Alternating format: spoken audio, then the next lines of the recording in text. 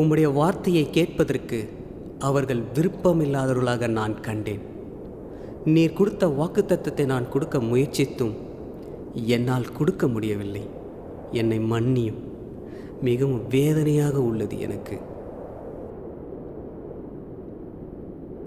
ஆம், இதையெல்லாம் நான் அறிவேன். அவர்கள் செய்யும் கிரியைகளை நான் காண்கிறேன் என்பதையும் அறியாமலும் உணராமலும் இருக்கிறார்கள். அப்போ இந்த வாக்குத்தத்தம் யாருக்கும் சென்றடையாதா தேவனே? இந்த காலத்தில் உம்மை உண்மையாய் தேடுகிறவர்கள் இருப்பார்களா? நான் காலங்களுக்கு அப்பாற்பட்டவர். காலங்கள் என் கிரியைகளை அழிக்க முடியாது. காலங்களை மாற்றுகிறவர் நான் சர்வ வல்லமையுள்ள தேவனாகிய கர்த்தர். என் ஆடுகள் என் சத்தத்துக்கு செவி கொடுக்கும்.